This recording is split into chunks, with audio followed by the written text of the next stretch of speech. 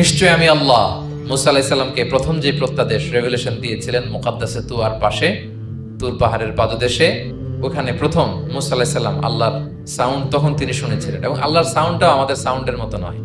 যেমন আমি এদিক থেকে কথা বললে আপনি এই পাশ থেকে শুনবেন, এদিক থেকে কথা বললে এদিক থেকে আমাকে ডাক দিলে এদিকে, তার মানে আমি দিকের সাথে সম্পৃক্ত। আল্লাহর এটা এরকম না। মুসা আলাইহিস সালাম তিনি যখন আল্লাহর কথা শুনলেন, তিনি বললেন যে একটা সাউন্ড শুনলাম, এটা চারদিক থেকে শোনা যায়, চারদিক থেকে শোনা যায়। এবং তিনি ওনার প্রেগনেন্ট স্ত্রীকে নিয়ে মাদিয়ান ক্রস করে ইজিপ্টের বর্ডারে ঢুকবেন। ইন দ্য মিন টাইম আল্লাহ তাআলা ওই সময়টাকে চুজ করেছেন যে তাকে এখন নবী বানাবো, তাকে রেভেলেশন দিব। স্ত্রীকে, দাসীকে বললেন যে একটু বসো, প্রচন্ড ঠান্ডা, ওই যে আগুন দেখা যায়, মনে হয় কেউ আগুন পোহাচ্ছে, আমি একটু আগুন নিয়ে আসি, মশাল দিয়ে তোমাদের আরাম লাগবে, একটু ওয়ার্ম আপ হবে। তো আগুনের কাছে যেয়ে দেখে সামনে যত যায় আগুন তত পেছায়।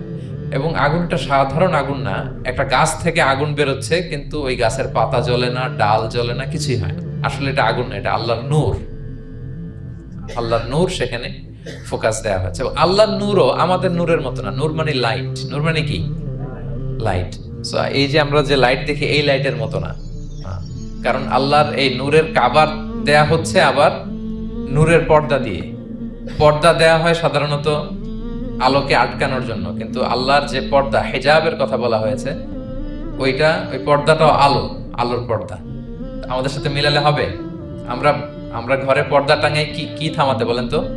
আলো থামাতে। আর আল্লাহর যে হিজাব পর্দাগুলো কিসের? আলোর, নূরের। সো কশ্চিন কালেও আপনি সৃষ্টির সাথে স্রষ্টাকে মিলাবেন না।